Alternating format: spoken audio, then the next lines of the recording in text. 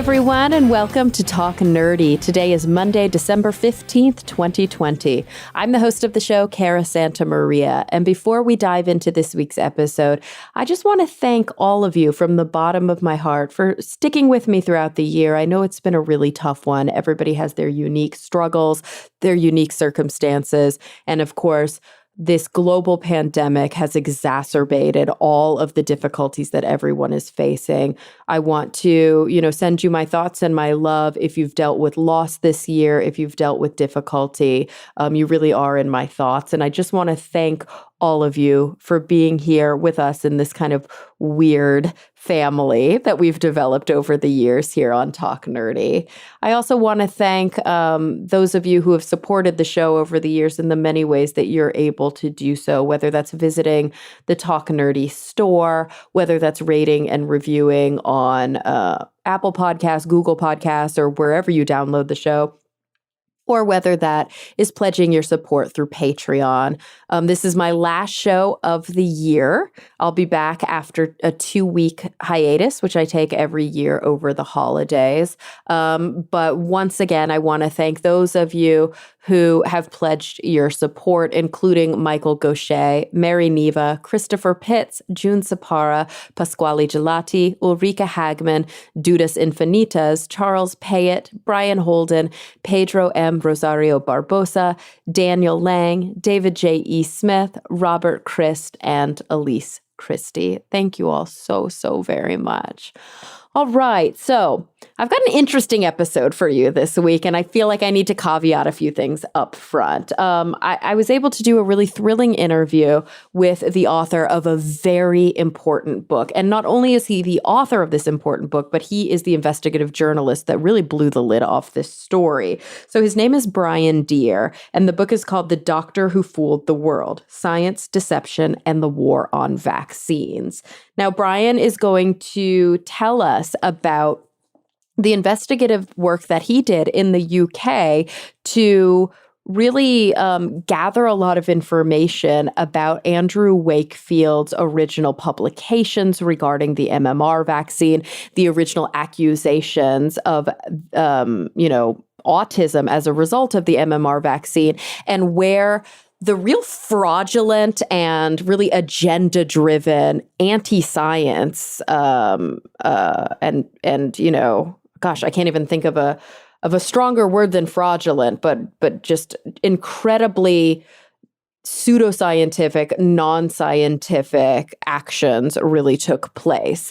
I think that ultimately I had hoped to be able to bridge this story and this conversation with the anti-vax rhetoric that we are all struggling with here, especially in the United States, where anti-science has taken a foothold significantly because for unfortunately, at least another month, we are existing under one of the most anti-science, or maybe the most anti-science administration that this country has ever seen. We've got anti-vax quack doctors testifying before the Senate about not getting the vaccine, about using hydrochloroquine, which is something that we, has been debunked at this point. It's out of step with scientific consensus. We see the rhetoric online. We see a lot of the anti-vax propaganda that's promoted through, celebrity postings, through really concerted and organized efforts that are founded in fraud. They're founded in conspiracy. And I want to make my position known right here at the top of the show that the COVID-19 vaccines that we are seeing become available, and even as I speak, some of these vaccines are becoming available for frontline workers, have gone through the rigors of clinical trials. They have been reviewed by regulatory organizations here in the US and in the other countries like Canada and many countries in Europe who have had access to this data. They are shown to be effective, and they are shown to be safe within the parameters that are found to be important for public health. So what I'm saying is that no vaccine is without its risks. But when it comes to public health, it's so important that we look at the risk versus benefit analysis. It's a complicated analysis. It requires a lot of layers and a lot of different kind of algorithmic inputs. But one thing that we can say for sure is that the evidence points to the fact that getting vaccinated is the single most important public health measure that we can take to mitigate and eventually, hopefully, minimize or possibly eliminate, but more than likely minimize this global pandemic that has wreaked havoc and death on so many people across the globe. I'm not saying we shouldn't continue to mask, to use proper sanitation and PPE, to maintain social distancing. All of these things are important. But what I'm saying is that as soon as I'm able to, I am going to get this vaccine. And I hope that if you are in a position where you're healthy enough to, and where you're capable of, carrying that torch, I should say, carrying that sort of responsibility for your fellow human being, that this is something that you would seriously consider. I wanted to give these caveats at the top of the show because after Brian and I have a deep conversation and discussion about the story of Andrew Wakefield and the story of the anti-vax movement, I was a little concerned that it ended a bit abruptly. I was a little bit concerned that we weren't able to make that transition into the importance of vaccination, especially to an American audience. I don't want to leave you out if you listen to me and you're not in the States, because I know that a pretty decent size of the audience is actually not here in the United States. But probably if you watch the news, you know what an uphill battle we're dealing with right here.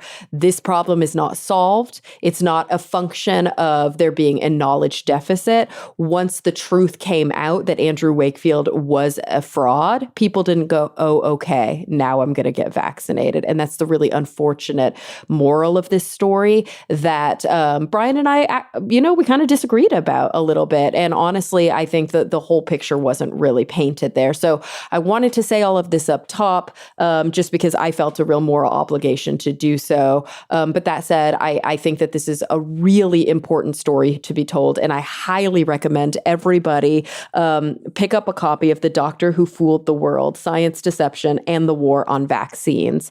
So without any further ado, here he is, award-winning investigative journalist, Brian Deer. Well, Brian, thank you so much for joining me today. Pleasure. Nice to talk to you. I have to admit, I'm very excited about this episode in particular. I think it's a perfect way to round out the year for several reasons. One, I've really never done a deep Wakefield dive on the show, which is bizarre because we've been on air now for years and years and years. And number two, as I'm sure you're getting a lot of requests lately around your book, the kind of anti-vax movement is back in the news because of all of the challenges and the interest around the newly developed COVID vaccines that will hopefully be available here in the next months. So, before we fully dive in, I was hoping that maybe you could give me a little bit of your own backstory, how it is that you found yourself doing a deep dive into Andrew Wakefield, into sort of the anti-vax movement as a whole, and really sitting down to work on this book. Well, it just started as a routine assignment way back in 2003, late 2003. The UK had reached its lowest point of public acceptance of a children's vaccine. That was the 3-in-1 MMR, the measles, mumps, and rubella vaccine. There'd been since 1998, and even before that a little bit, a declining public confidence in the vaccine brought about by this man, Andrew Wakefield, who'd launched a campaign against it. Really, I suppose one could call it that. And by late 2003, the peak vaccination rate of 2-year-olds, which had been about, I think it was about 95, 96%, way back before he started, had fallen to, I think, in the 70s. And we were starting to be threatened with outbreaks of measles. And there'd been so much coverage of the subject in the UK. It had become it had become essentially the most talked about public health story in Britain over the years before. There'd been enormous media coverage of it. And so I was just given a routine assignment to look at it. It was one of a number of things that I discussed with my editor as to what I might do. He'd taken over some feature pages of the paper and wanted journalists who could do sort of stories that would fill a page or maybe 2 pages if he was lucky. And the MMR vaccine controversy was just such a story. You could have published pretty much anything new on the subject at that time, and it would have got a very good amount of coverage in the paper. So I just began it and started looking at where this controversy that was then raging had begun.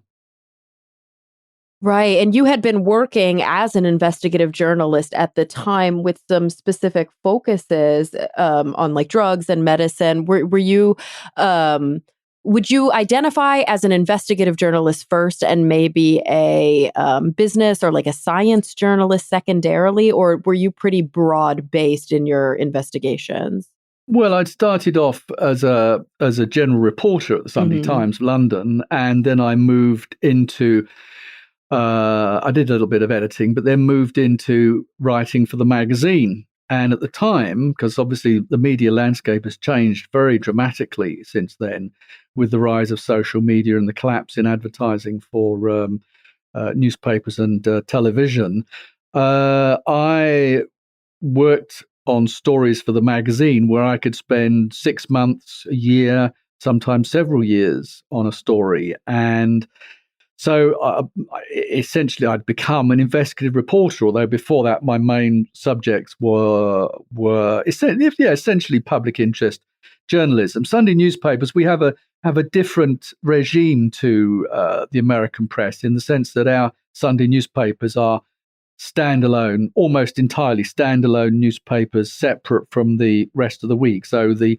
Times of London, the original Times, has publishes on 6 days a week, and then on the Sunday Times publishes. And so, as a Sunday newspaper reporter, you worked in a different rhythm to daily newspapers. So you might spend typically you would spend a week on a story or a week on 3 stories, and then I switched to the magazine, and I might spend 6 months or a year on a story. Right, right. So, as you're digging deep into this, and as you mentioned at the time that this was sort of like the hot story, Hmm. if you opened up and started pulling a thread, you were going to find something new to write about. Hmm. Maybe you can share with us sort of across the pond, although I do have listeners all over the world, the bulk, probably like 70%, maybe 75% of the listeners to my show are based in the US. And then it probably follows with the English speaking world, UK, Australia, New Zealand, and so on and so forth. I think here in the US, obviously, we struggle with a massive anti-vax movement, but I'm not sure how many people casually know the story of Andrew Wakefield. I think those of us in the skeptical communities, in the scientific community, are pretty acquainted with it. But I'm not sure. I think a lot of people here might identify anti-vaccine movements with Jenny McCarthy long before they would identify them with Andrew Wakefield. So I think this is a good opportunity to dig deep into who this man was and how in many ways he really became like an architect of this kind of new mentality. Hmm. Well, a lot of people have now heard of him for one reason or another, but the story that most people hear is wrong. The story that is put around not only by anti-vaccine campaigners, but also by people who regard themselves as objective journalists and commentators on these things, is that somehow he was exposed in some way because of his views about vaccines, and this is completely untrue. There was never anything to do with his views about vaccines, and the work that I did was never focused on whether or not what he was saying about vaccines as an opinion was true or false or anything like that.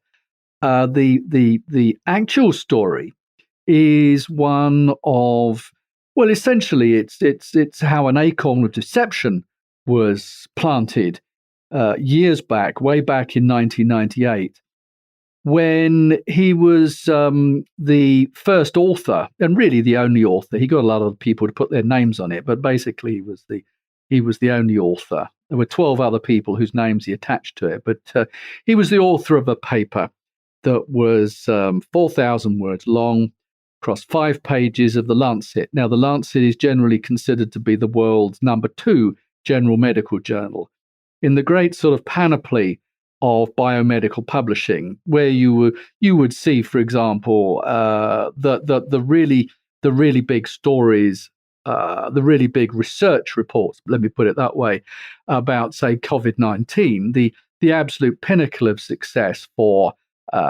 medical researchers would be to get a research report called a paper in Nature, which is a general science journal. Nature or Science, these are the twin general science journals, and they're very, very difficult to get papers about anything published. The number of papers submitted to Nature, Science, and Science are just overwhelming. Of course, they're from everything from astronomy and physics to biology, and so finding a slot for the story about even COVID, you would need to come up with something pretty good.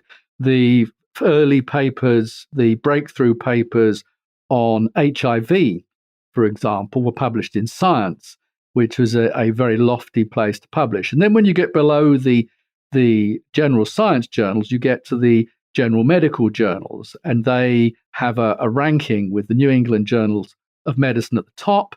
Then after that, you get the Lancet and the Journal of the American Medical Association coming after that, the Annals of Internal Medicine, Cell, and journals such as that. Cell, I suppose, is more of a general science journal. You could say that was number 3 to Nature and Science.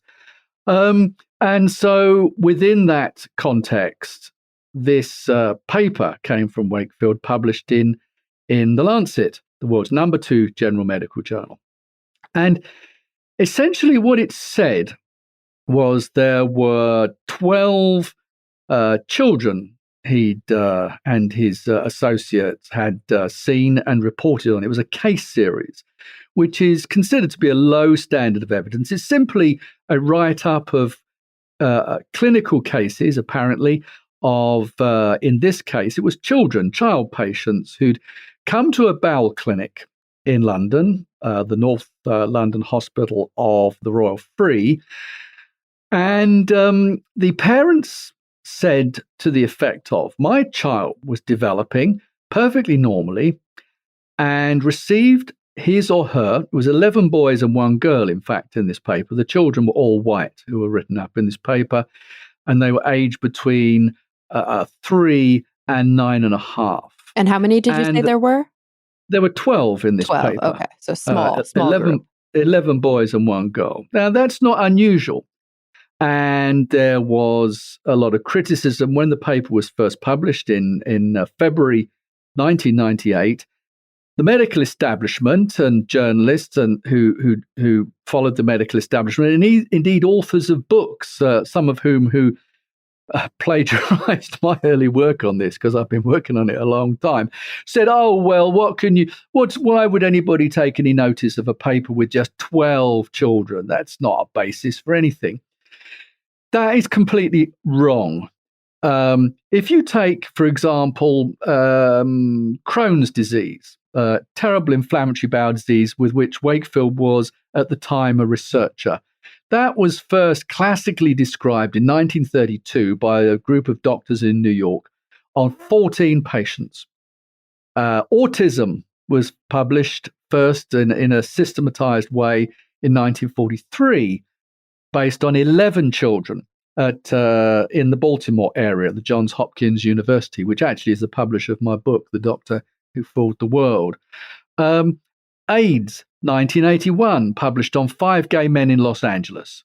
Oh, wow. So it's nothing unusual about the fact that there were only 12 children in this paper. No reason to dismiss it at all, because these parents turned up and they said, my child was developing perfectly normally, received the MMR vaccine, and within 14 days, very specifically within 14 days, 2 weeks of that, and with the time spread from immediately to 14 days across the spread of those 12 children. My child was developing perfectly normally, and within those 2 weeks showed the first symptoms of autism.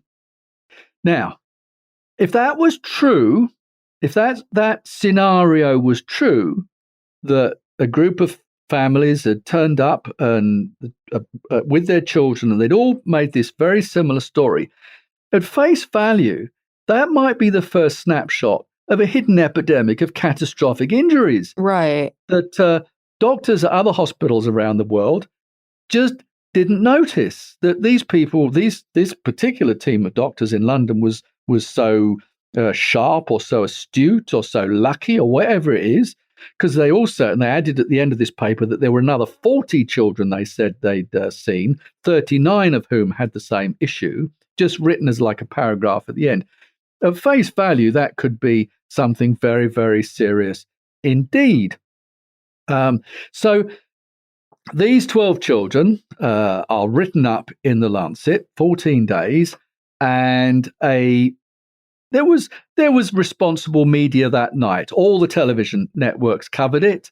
The paper itself said, well, nothing was proved about a link between MMR and autism, but it described autism as it had two tables, and it described autism as affecting 9 of the 12 children, and it said that in 8 of the cases reported in the paper, there was this link, a 14-day link, and that when you looked at the paper, you saw it being described as the MMR being described as the apparent precipitating event for these children's autism, and you saw in the tables columns of children where it would go autism, autism, autism, autism, and then the next column it would be MMR, MMR, MMR, MMR.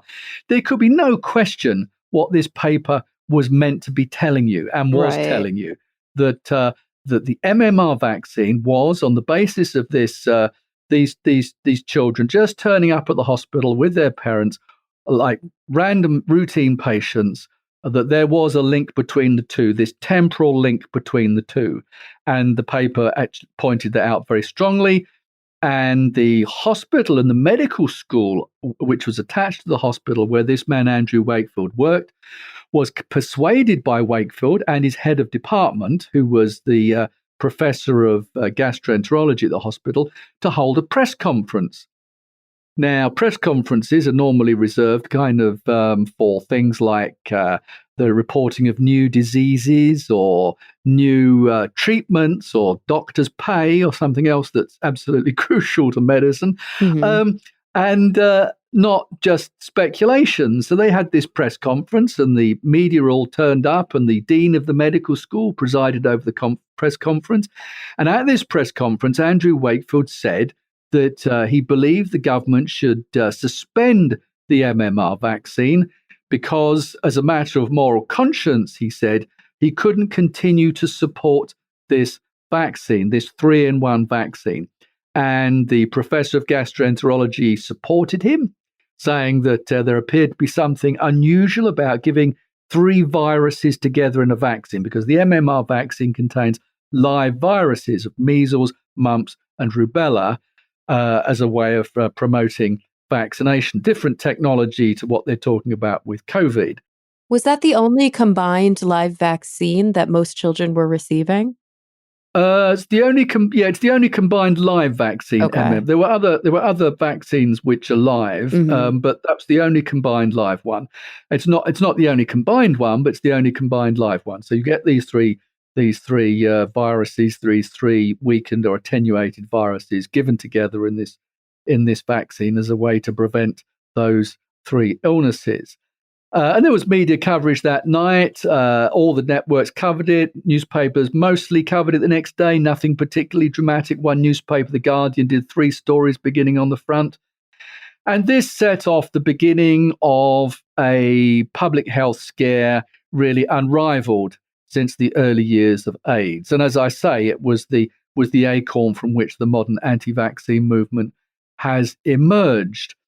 Now, people, as I say, criticised it. They said, well, what can you say based on 12 children? This is all exaggerated. And many doctors who sought to criticise the paper turned their attention on the media and said it was irresponsible for journalists to be saying things about this paper and reporting it and giving it great credence.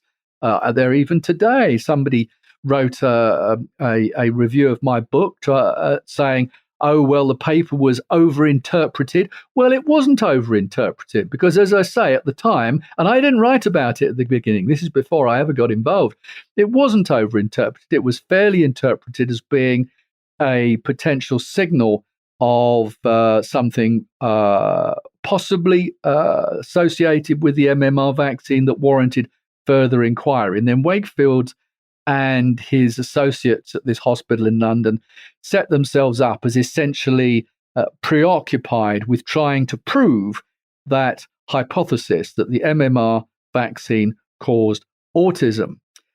Right. There was clear intent there in the publication and then in the preceding actions of Wakefield and his colleagues. Yes, to alert the world to this apparent link.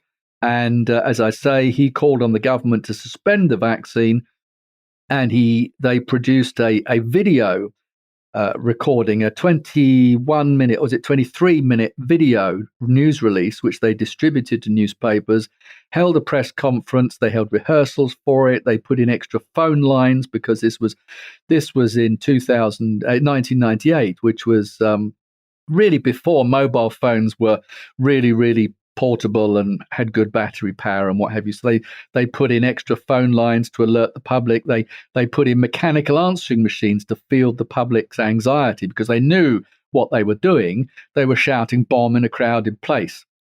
So there we are. So at face value, you had this health storm which had been set off from this hospital, and the British public became very concerned. Young parents became worried when the time came for their child to be due their MMR, which is usually around about a year old or 14 months old. And there we are. There was the story. It was running very big. It ran for years. And then in 2003, 5 years later, I was given a routine assignment to look at the impact of all this and really what it was all about. And I had no particular agenda to find anything particular about it.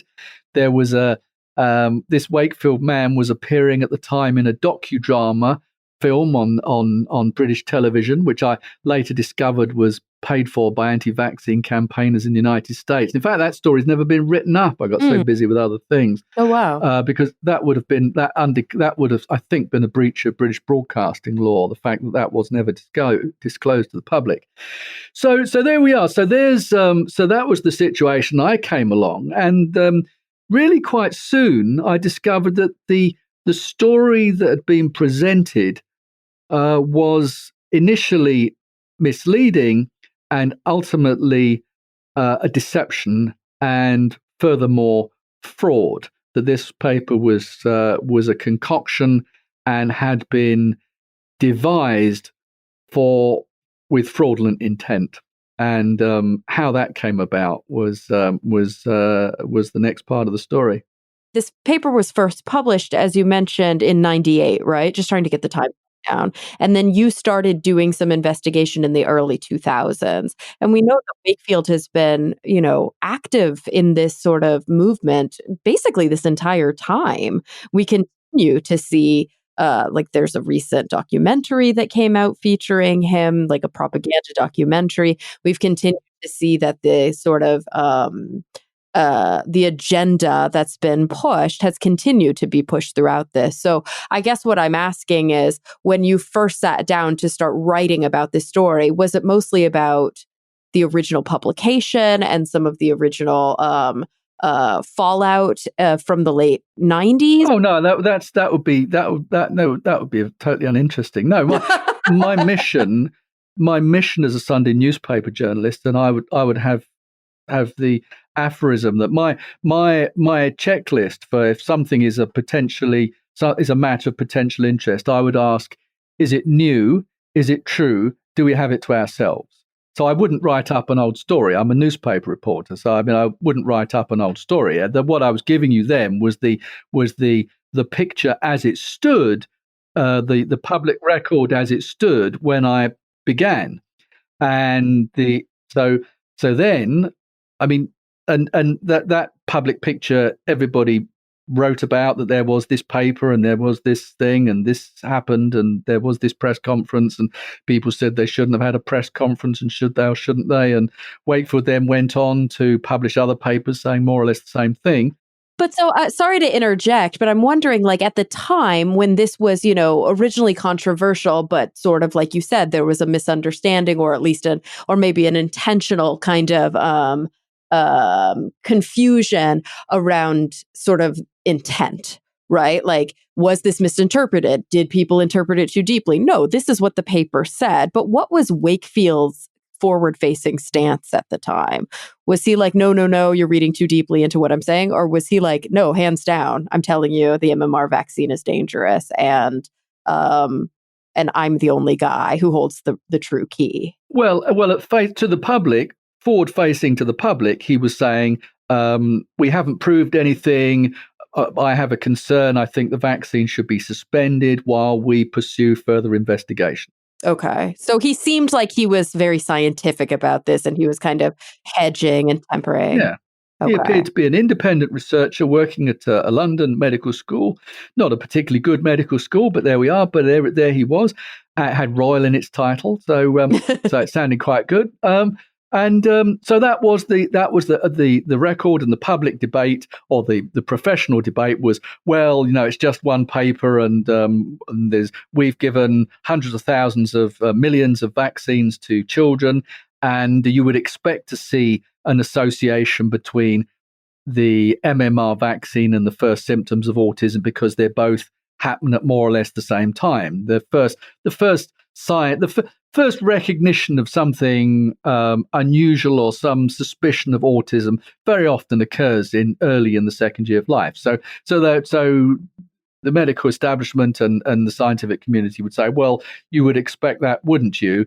But nevertheless, there was no real explanation for how these 12 children all turned up there, and the picture emerged the way it did. And that really was what interested me, because I had a background in investigating pharmaceutical companies, firstly, and also medical misconduct. And I'd done quite a number of investigations in fact, there was one point I got a journalism award, quite a good one. I can actually look at my wall here now and see my name on this this press award. Just above the one underneath it. But anyway, so I got a journalism award, and the citation said I was probably the only journalist in Britain who polices the drugs companies. Right. That's what it said. Whether that's true or not, I mean, not for me to judge or brag or anything like that, but that's what it said. That's what I was known for, investigating drug companies. And I was also very interested in the scientific method and the scientific rigor that goes on behind these things, because my first ever investigation into the pharmaceutical industry was in 1996, where I came upon the case of a man named Michael Briggs, who fabricated a whole series of papers on what was then a new generation of contraceptive pills. And he just basically sat at his desk. He was doing this in Geelong, in Australia, just west of Melbourne in Australia. And he made up these papers, including research on beagle dogs, mostly on women, though. And he simply made up papers and published them. And I ultimately tracked him down. He went into hiding, and I found him in Marbella, Spain, what in Britain we call the Costa del Crime, because so many people who are wanted by the police used to go to Marbella. I turned up at his door and interviewed him, and it was quite a good interview, really. I was relatively inexperienced at those kind of stories at the time, but my editor said to me, what you need to do is you need to take 2 tape recorders.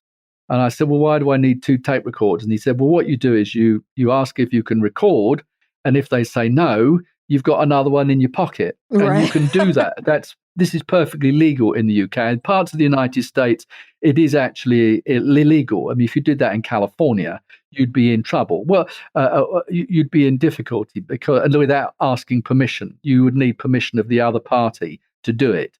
But where I was doing it, there was nothing wrong with that. So, of course, I put the tape recorder on the table, said, "Can I record this?" And he said no. So I had the other one going, and I had this long interview, and at the end of which this scientist's wife, who was a family doctor, she started sort of hissing at me. "Yes, you say these things, but what can you prove? What can you prove?"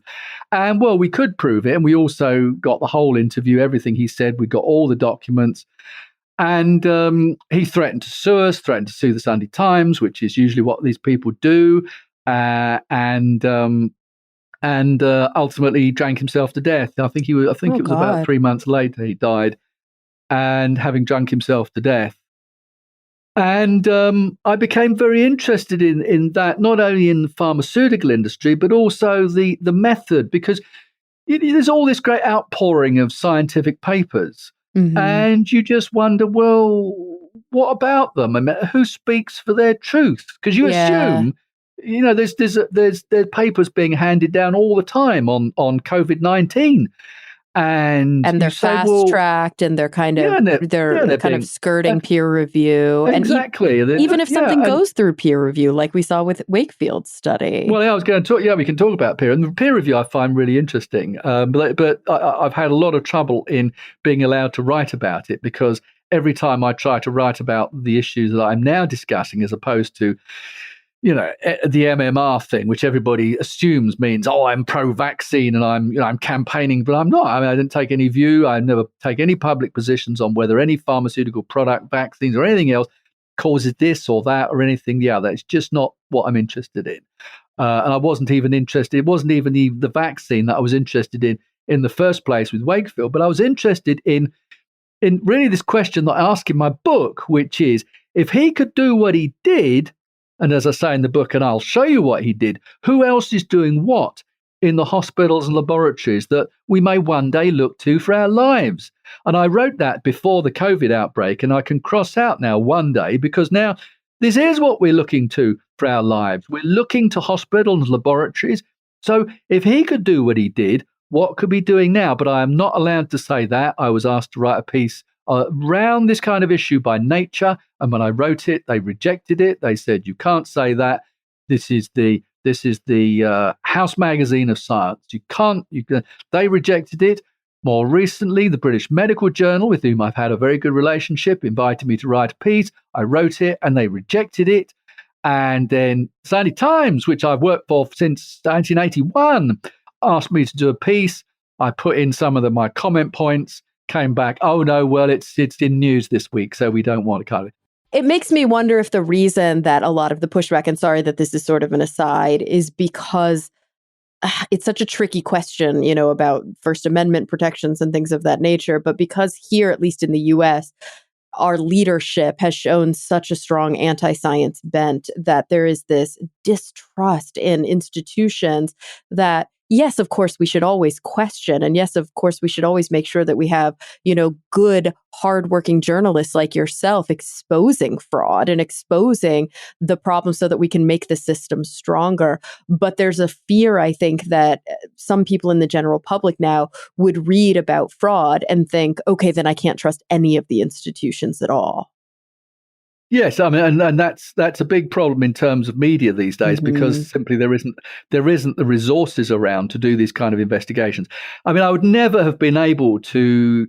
I spent my first story in the Sunday Times on the Wakefield issue took me 4 months, and there's absolutely no way in the world would I have got 4 months' time to work on that story if it hadn't been about a children's vaccine and it hadn't been about linked to a story that was absolutely the top of the medical agenda, if you like. No way. It's not just about public trust at this point, but I think it's also obviously about the funding. But I do want to come back to that maybe at the end of our hour to talk about sort of public sentiment with regards to vaccines and how it's been shaped, over the course of this conversation by by people like Wakefield and like all of the sort of disciples that came after. Because I think that now is a time when people are really scared. And I think that, that's an important conversation to have. But maybe kind of going back to what we were talking about, when you started digging deep and when you saw, kind of the real story begin to unfold, tell me a little bit more about what you began to learn as your investigation happened. Yeah. So this paper, which, as I say, appeared to be just a write-up, a case series of children turning up randomly at this hospital, wasn't anything of the sort. The first thing I discovered was that the children who featured in the paper and the parents who brought them there weren't just people turning up at a children's bowel clinic, but had actually been referred to the hospital by an anti-vaccine campaign group. Mm. And this campaign group had been set up by a mother who had to, as a matter of British law. We have a body. We have something called the Legal Aid Fund, which is administered by an ever-changing named group organisations government fund, which funds people to sue who can't afford to do so, and children are always considered to be poor, so always eligible. And this mother wanted to sue the manufacturer of the MMR vaccine because she believed, I have to say, with not a lot of evidence, because the record suggests that the MMR vaccine was never even delivered to the doctor's office where she took her child to be vaccinated. There's a big hole in her case. That's a little bit of a difficulty, and she'd got a batch number which she put into her lawsuit, and the batch number was the batch number of a tetanus vaccine. But anyway, so just leaving that aside, but she had to get lots and lots of other parents to say the same thing. Otherwise, she was never going to get funded to bring a lawsuit, because to bring a lawsuit against a drug company is one expensive thing, especially over something, a contested area of medicine. You want to try suing a drug company, they're going to come at you in ways you can't imagine. So she had to do that, but she'd referred the parents and their children to Wakefield at that hospital. So these weren't just random parents turning up and by coincidence telling an alarmingly similar story. They were an orchestrated group sent there for a purpose. So that's the first thing I learned. The second thing I learned, that Wakefield himself was being paid by a lawyer to make exactly the case that appears in that paper. And he too was being funded from the Legal Aid Fund. Later, I discovered the full amount in modern US dollars. It was about $800,000 he got in the end for his activities. Yeah, there's some motivation. And he was being paid at hourly rates, and the contract had begun 2 years before the paper was published, and his agreement to do it had begun before a single child had been brought to the hospital. So he had this monstrous conflict of interest. I also, then at the next stage, it was like peeling an onion. At the next stage, I discovered that he'd filed for his own patent on a single measles vaccine, on his own vaccine, 8 months before he announced at this press conference that he believed people should boycott the MMR and the government should suspend it in favor of single vaccines. So again, another monstrous conflict of interest, which, like his funding by the lawyer and his relationship with the lawyer and the state of the children, was never revealed to the public until I revealed it years later. And then, once I'd done all that, the issues involving that were so serious that the British government, the health secretary said, I believe this should be investigated by a body we call the General Medical Council, which is essentially the medical board for all doctors in the UK. And so they began an investigation at the same time as which Wakefield sued me and sued a television network, the Channel 4 network here, which had broadcast an hour-long documentary by me, which I reported, taking the story forward, which not only showed that that he had this his own measles vaccine patent, but also that the theory behind his claims, which was that it was the live measles virus in the MMR that was responsible, had been refuted by his own laboratory, which had failed to find any evidence of measles in any of these children or any connection at all. They were using the polymerase chain reaction, which people have heard a lot probably about in the media now, because it's the foundation for a lot of the COVID-19 infection tests. It's a molecular technology, very sophisticated. So I discovered that, and then as a result of Wakefield suing me, I was able to obtain a lot of information, huge amount of information, which showed that the data behind the paper was fraudulent. And the only problem was that he discontinued his lawsuit against us and against me on the very day that I was sitting in a lawyer's office, reading the unredacted medical records, which we'd obtained from him by a court order. He threatened to sue us, then tried to suspend the action because he wanted to be able to tell people he was suing us, but not actually go through with it. Right. So we effectively sued him and got the court to order him to proceed to trial. And in the course of that, we had massive documents disclosed, which I couldn't then use because they remained sealed, because he then discontinued his action and I couldn't then use the document. So you could see them, but you couldn't use them to support your argument. That's right. Oh, but God. then that's right. But then two things happened. One was that there was the medical board had a massive disciplinary hearing where the children's medical records were set out. It was the longest ever such hearing. It ran for 217 days, which made it longer than the trial of O.J. Simpson. It was spread out over 2.5 years. And I sat through much of that and was able to move from the records of the children that were being read aloud over and over into the public record. I was the only journalist there. I was able to take all that into my notebooks and show what Wakefield did. And then he sued me again in Texas over some stories I wrote for the British Medical Journal. And the combination of those two factors meant that I was able to get the complete medical records of the children in a form that I could use. And because he sued against me in Texas, I was able to lift the seal on the documents and the things that I'd seen in the London hearings, and was able to reveal that, in fact, the paper was fraudulent. What he'd done was not only conceal who these children were and how he'd found them, and not only been hired by a lawyer to do precisely this in a way that was not disclosed, and that's in breach of medical. There are standards of publishing for medical journals. It's not just, what you can get away with. There's specific rules about the disclosure of the sources of children and funding and all those things, all of which he breached. But I then discovered that he changed the histories of children, so that one child who the mother had said had problems some weeks after MMR, he changed that to immediately and reported it as the next day. There was a father who came from, in fact, the Bay Area of California. It was American. I didn't say there was an American child in the 12. And the father had said that his son's problems had begun, I think, a couple of months after the MMR. And Wakefield changed that to 1 week. And that mother that I'm telling you about, when she came forward and approached me, said that I can see this paper was fraudulent. I can see that from what was written about my own child. She'd been complaining to Wakefield and complaining to Wakefield's lawyers about what it said about her child. The American father said this paper was an outright fabrication based on what he'd seen.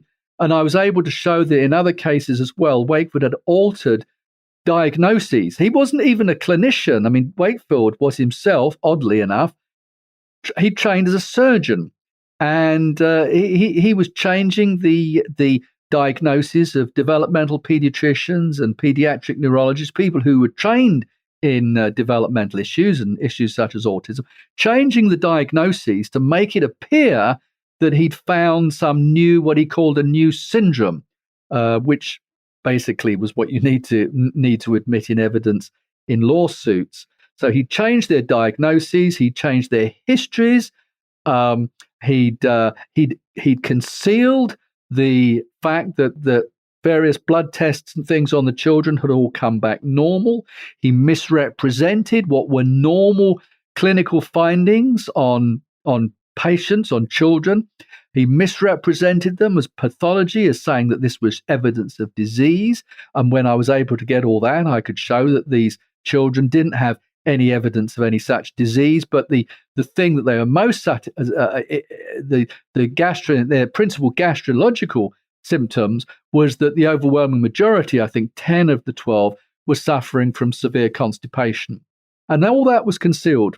Constipation was never mentioned. The proper descriptions of the alleged bowel things that he found were left out.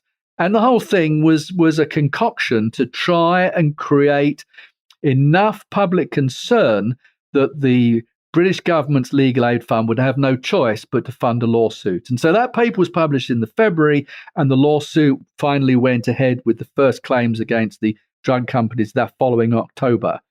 And ultimately, that lawsuit, which failed shortly before I became involved in the investigation, like about 3 weeks before it failed. After I'd been assigned to look at it, thinking there was going to be a court hearing that I could just go to, the hearing was cancelled. The case failed. The whole thing collapsed, and the final cost of it.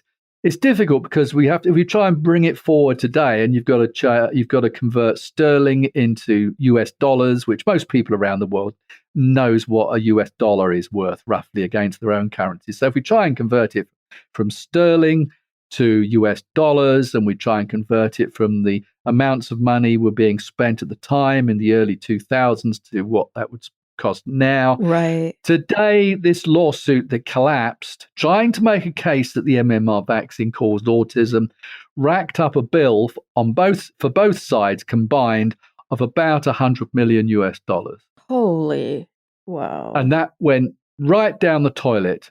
It accomplished nothing for the children. Children got nothing. That was money that was all went into the pockets of lawyers and doctors. But that $100 million lawsuit was the financial engine that then allowed the public alarm to be transmitted and translated from the UK to the United States. And so it took off in the United States, and a lawsuit in what's known as the vaccine court, where in 1986, there was a change in the law which set up the vaccine court in Washington, D.C. It's a kind of a no-fault compensation scheme. And where there's any dispute, there's a panel of special masters who look at these cases, who are specialists who look at just the vaccine reactions and the stories and what have you. Right, because we know that there are potential reactions in small percentages of individuals, but that we also know that the kind of public good of these vaccines often outweighs the immediate and minor risks. So there's I guess, an avenue for people to be compensated if they unfortunately are victims of that risk. Well, or if they appear to be, right?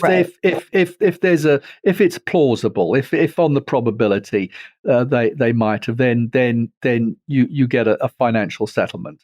And so up to this point, was the anti-vax kind of mentality still quite free? I mean, I can imagine that there were always people who were vaccine hesitant, who had like conspiratorial thoughts about vaccines. But was this more of like a fringe mentality up to this point?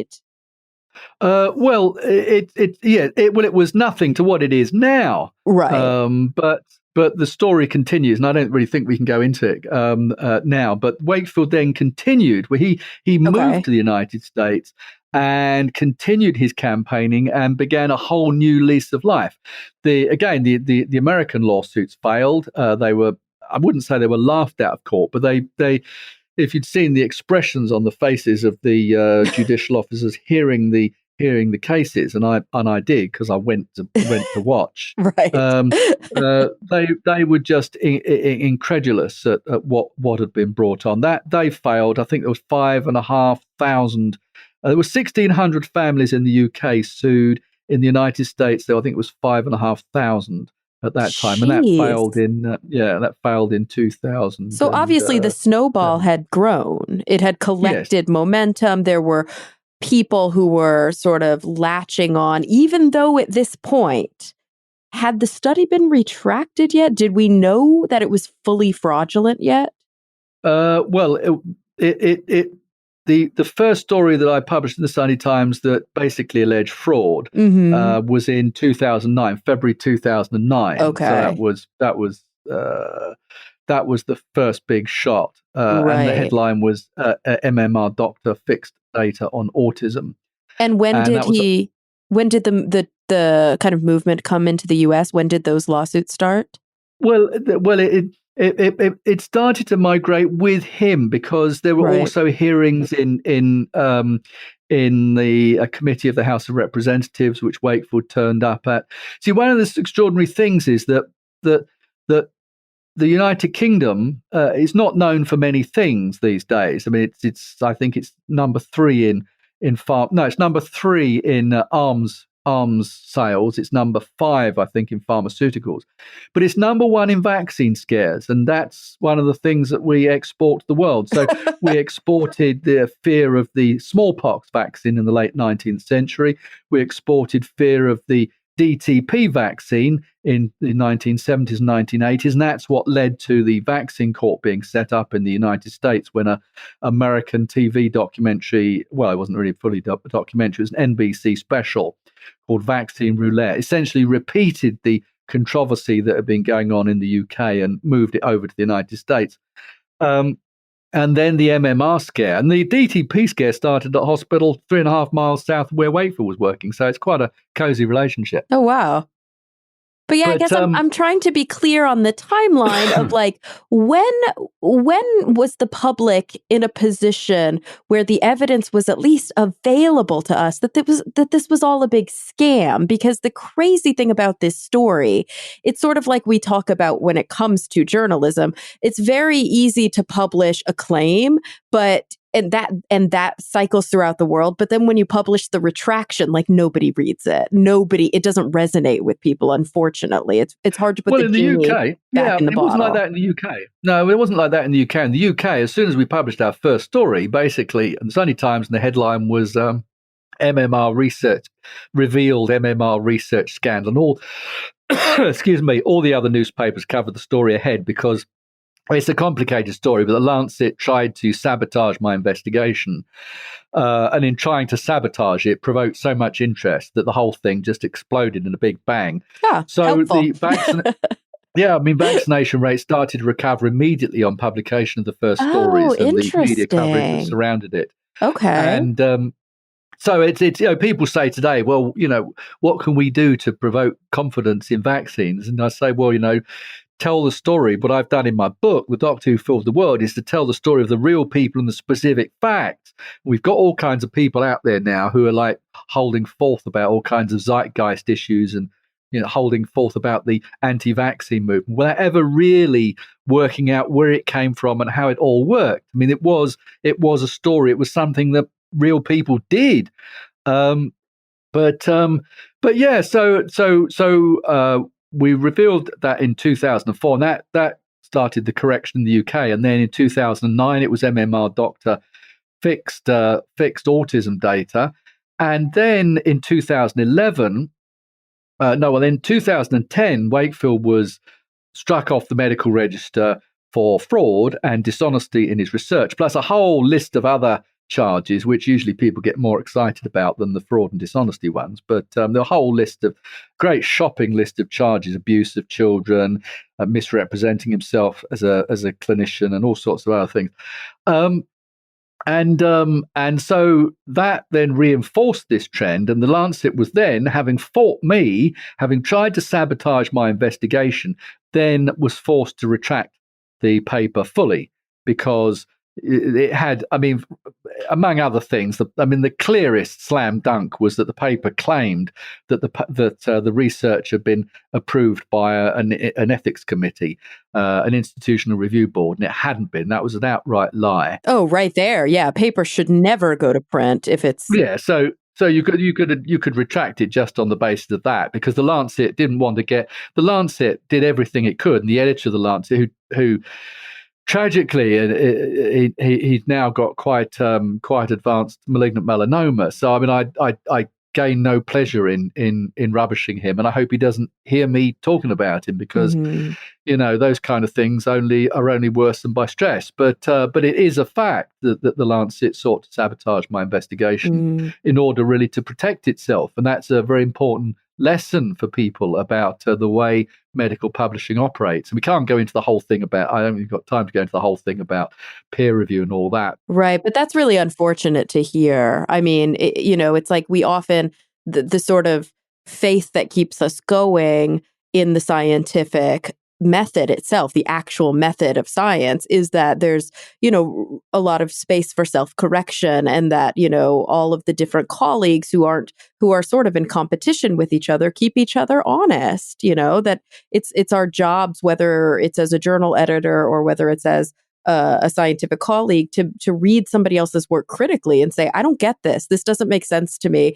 I don't think you've proven your point. And it's unfortunate when we hear that just is failing left and right. Well, I mean, you've almost answered your own question there. I mean, somebody reading something and saying this doesn't make sense to me. Well, that's fair deal, isn't it? I mean, that's what peer review's for. But what peer review isn't is a test of truth. It's a test of plausibility. Right. Because there's almost a gentleman's agreement that we're all doing this for the same reasons. I mean, why would you ever fabricate data? Like, it's just that's so beyond the pale. Well, you haven't got the data. Those 12 children, to the best of my knowledge, no journalist has ever anywhere, and I keep asking this, if anyone knows one, I mean, or some story, I mean, I'd be really interested to hear it, because then I could look at it and, compare and contrast.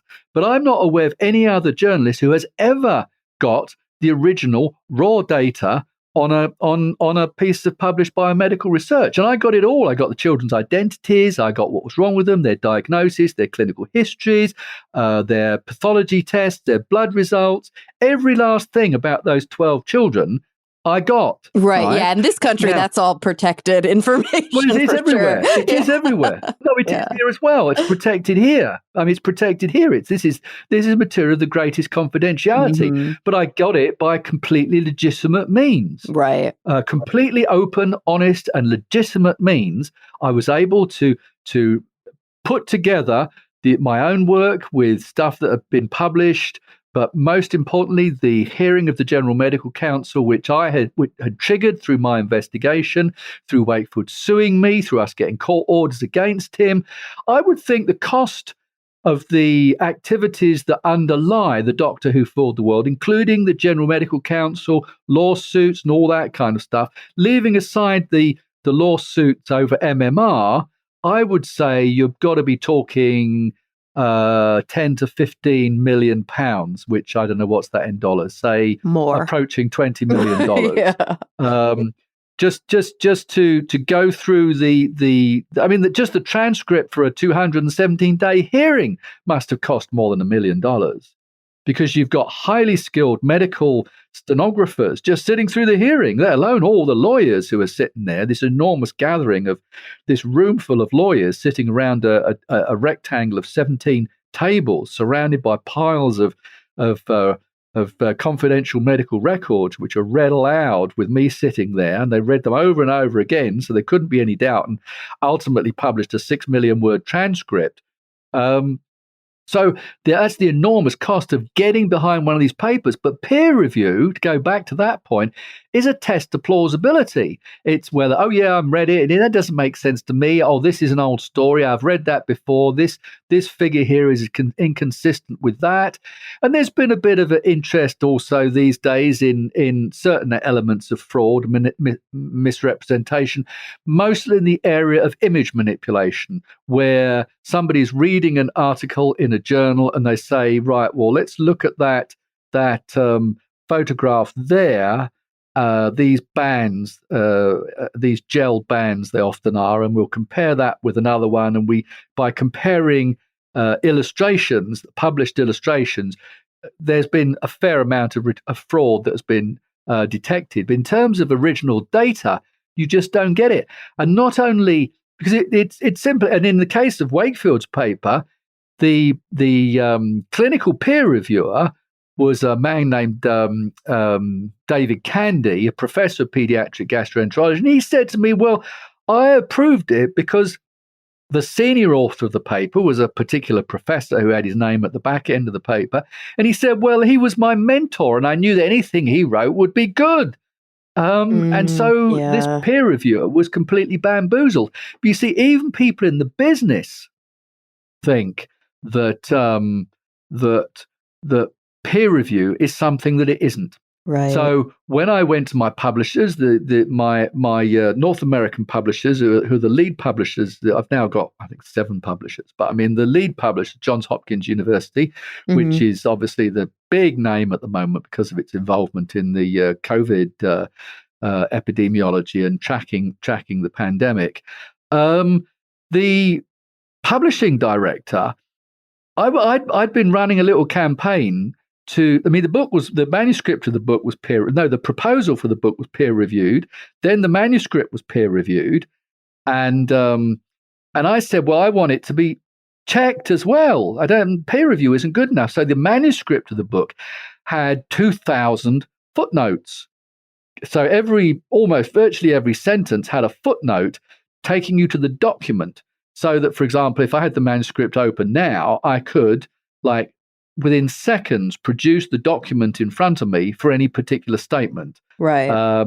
And so there's this archive of more than 2,000 documents, which is taken from an even bigger archive of 12,000 documents, and a lot of the other stuff, you can't get it all. So, and then all that was stripped out because people don't want to sit and read footnotes, and to put them all the references in the book would have doubled the size of the book. But they had to be done because Wakefield, being the person that he is, we needed to be prepared for the possibility of him suing us vexatiously, as he'd done in the past, which would be very time consuming. And I wanted it to be clear that my story in The Doctor Who Fooled the World is true, not just that it's plausible. Right. So I said to the publishing director, I rang him up one day, I think it was a Friday afternoon, and everyone else had gone home. And I said to him, well, how do you know it's true? And he said, well, it's been peer reviewed. And I said, yes, but that's a test of plausibility. It's not a test of truth. And he said, oh, well, yeah, but we had this, we mentioned some committee. And I said, yeah, well, how would they know? So I said, well, I'm really, really turning the screws on because they'd already kind of, further down the line, they'd agreed to perform a checking exercise. And ultimately, they assigned 2 people to go through all of these 2,000 documents and check them against the text to show that the book was actually true, that Wakefield did have this contract. He was working for lawyers. He did start working for lawyers before the journalists. He did set up a network of companies to try and exploit the scare that he'd created. He wanted to sell his own vaccine and diagnostic kits and all kinds of other stuff. Another thing that I revealed and nobody knew about until we reported it. So this peer review thing is very misleading. So when we had this situation just in June, wasn't there? When Surgisphere, there was a company called Surgisphere, and a group of alleged scientists working with them published 2 papers, one in the New England Journal of Medicine and the world's #1 medical journal, and the other one in the Lancet, and it turned out to be complete nonsense. They were claiming to be giving data. This is on COVID-19, the outcomes for patients with COVID-19 in hospitals, and they claimed they had data from thousands of patients at hundreds of hospitals around the world, and both of these papers were retracted by the Lancet and the New England Journal of Medicine on the same day, within hours of each other, and this is so right in the middle of this COVID issue, there is junk being published that has been peer reviewed. I mean, how that stuff got through peer review, because ultimately it was exposed by, firstly, there was a write-in by all kinds of people around the world saying, we don't believe this. And then ultimately it was cracked when 3 Guardian journalists, one in Australia, one in the UK, one in the United States, essentially Googled the company and went into the Wayback Machine to look at the background of the company and found that the whole thing was garbage. And the editor of The Lancet, who in my case had covered up the whole thing, in this case was quick off the mark to say, well, this was completely fraudulent. So peer review just doesn't do it. Right. It does. I mean, hopefully it continues to do to the best extent possible, given that everybody is sort of, in it together. It continues to do what it's meant to do, but it was, I guess, never really meant to be a fact-checking tool. It was meant to be a tool by which individual colleagues, scientists within the same field, could say, okay, it looks like you did your homework. The arguments that you're making seem like they're not out of left field. It seems like it's satisfactory with regard to the claims that you're making. And then we're going to let the scientific community decide once it goes to press, how much clout it should really get and how much it's going to change the needle. Unfortunately, what you've really uncovered and proven with Wakefield, among others, is that when somebody wants to commit fraud and they are, they're financially motivated to do so, they're motivated for, I don't even know, megalomaniacally motivated to do so, narcissistically motivated to do so, they're going to be able to figure out how to do it. And it's important that there are individuals in positions like your own, positions that are losing their funding, hemorrhaging their funding, to be able to do those deep investigations. I believe that in the case of Wakefield is a classic example of what I've long believed. And it's probably my closing argument, really. I've long believed, right, years back, 30 years I've believed this, that there ought to be spot checks, and that at the hospital and medical school where he worked, the management of that, when the controversy erupted, the management should have been in a position to send in specialists, including statisticians and clinicians and scientists in the relevant area, to require that the data be produced and to inspect the data. And I do that in the knowledge that prisons are subject to that kind of inspection, that in the UK at least, schools are subject to unannounced spot checks to find out what the quality of their work is. Restaurants are subject to unannounced spot checks. And I believe that anywhere that biomedical research is being prepared and for publication, the management or a national body, or indeed these days, I think in the case of COVID, an international body, should be able to send in inspectors to look at the data and check that it's all on the up and up. And the response I get from that, for example, I think the editor at Nature, not the top editor, but the editor dealing with me at Nature, said this to me several years ago. He said, "You can't say this is the House magazine of science, and to suggest that, as I did in my copy, that there's no prima facie reason to suppose that medical scientists, medical researchers are more honest than restaurant managers." And they said, "You cannot say that." And I do say that. Why? What is the assumption? Is it a class-based thing? Is it a professional-based thing? What is it? And if a restaurant manager runs a shoddy practice, you might find a few people get food poisoned. Somebody might die in an extremely rare case. But in laboratories, the consequences for public health could be catastrophic.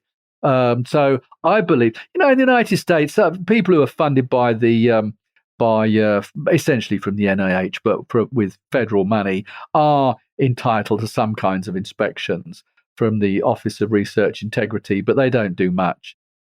One of the points that you make that's really important there is that, science is not one size fits all. Biomedical research, for example, has a direct consequence to health and human prosperity. And so I think it's important that, the rules that apply to a study on string theory are different than the rules that apply to, a study, a biomedical study.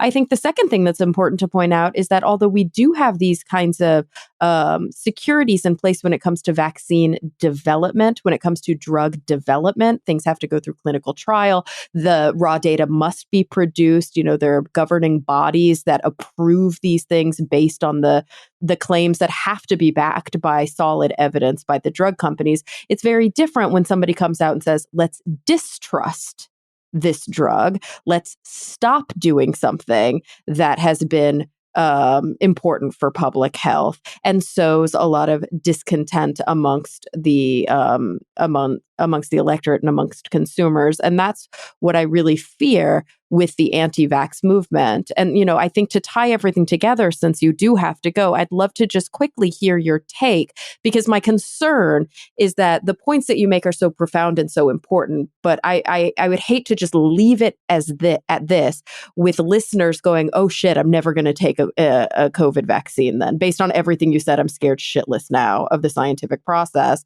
and I would not want to take a vaccine against COVID. That we're talking about two very different things here, are we not? Well, I mean, I have to say, I hear this one, but I don't think there's as big a problem as you think. I mean, the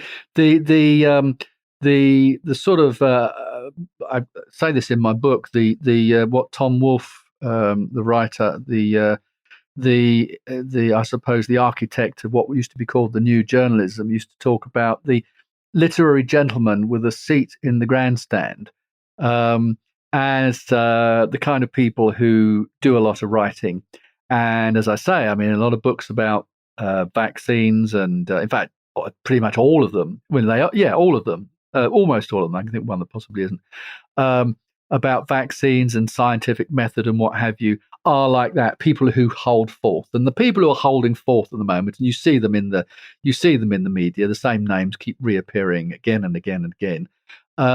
And these are the people who monopolize the punditry on all this, and they raise all sorts of issues of the kind you're sort of alluding to. But I don't see it that way at all. I mean, having spent years and years looking at the specific facts and the real people behind these things, there are two things that that have had an impact on public attitudes, in particularly the MMR scare and the one before it. One is the information. So the diphtheria tetanus pertussis scare of the 70s and 80s collapsed when there was a big lawsuit where ultimately the judge was in London, not in the United States, where the legal system never really processed this one terribly well, but gave factual information that led the story to come to an end. This was the days of big media, where journalists such as myself and television producers and people in the institutionalized newspaper and media business could just say, oh, well, okay, that one's been dealt with, and move on to something else. And you don't get that now today with social media, right? Because they're not obviously subject to the same kind of controls. But so when fact comes forward and the public recognises the fact, such as that Wakefield was working for lawyers, I mean, when that happened, the British public, you could practically hear it out. You practically open the window and hear everybody going, I get it now. Once you realise that, I get it.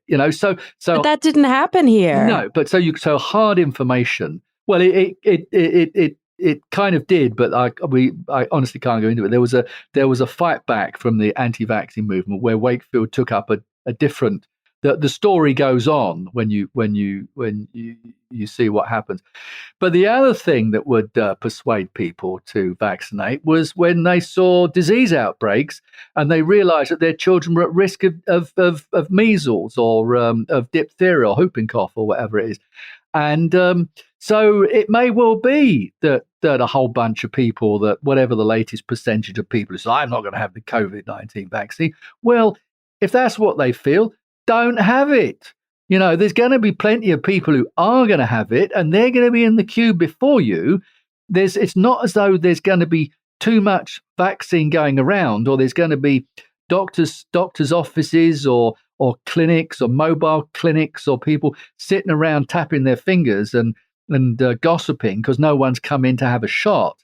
There's going to be a massive stampede. And if some people feel cautious, want to wait, well, let them. Well, so long as they're waiting. I mean, that's my big concern is because there is a certain number. You have to reach a threshold to get herd immunity with any disease.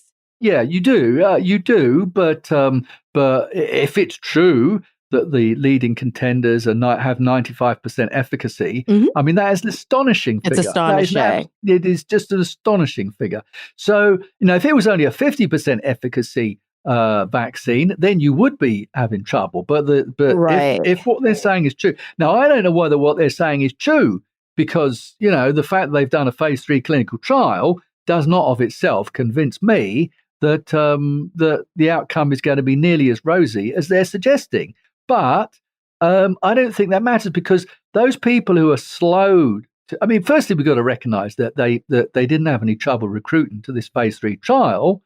And they got tens of thousands in those, so they didn't have any trouble with that. So there's plenty of people out there wanting to get their shots, but the ones who don't will, I think, then begin to see that the disease is continuing to some extent through next year, assuming it all goes to plan. The disease will continue at a much lower rate, and they will see it start to fade out, and they'll go, "Oh yeah, well now I see it's actually gone down."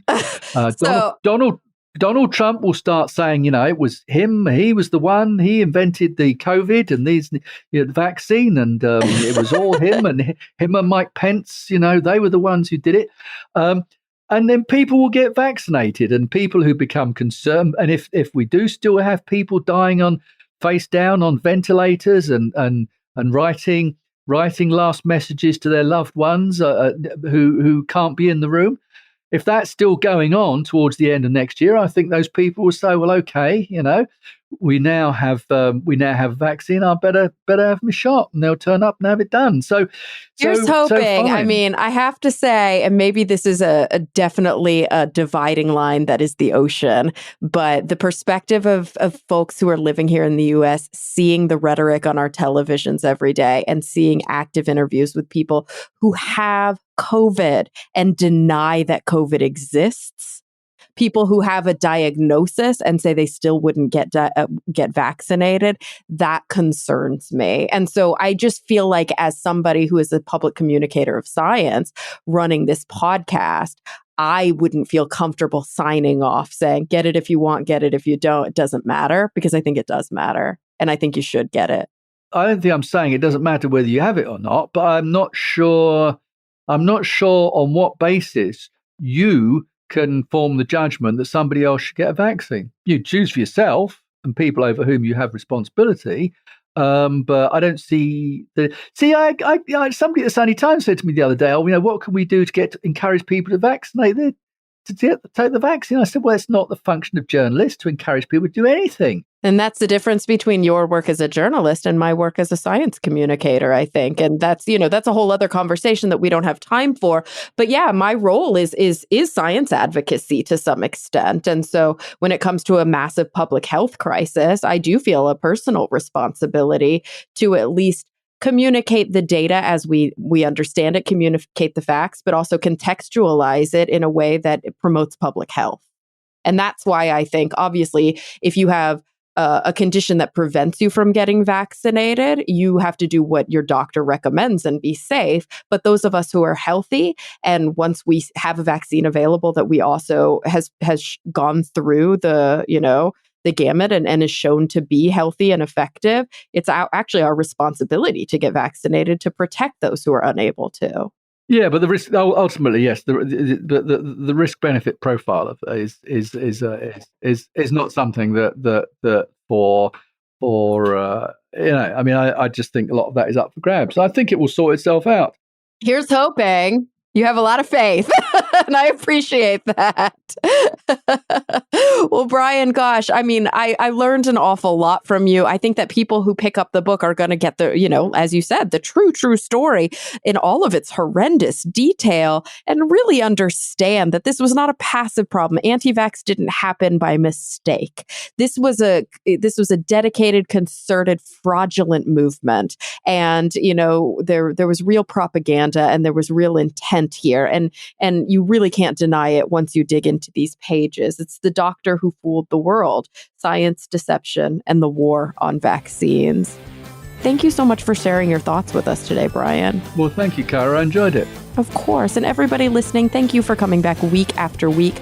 I'm really looking forward to the next time we all get together to talk nerdy.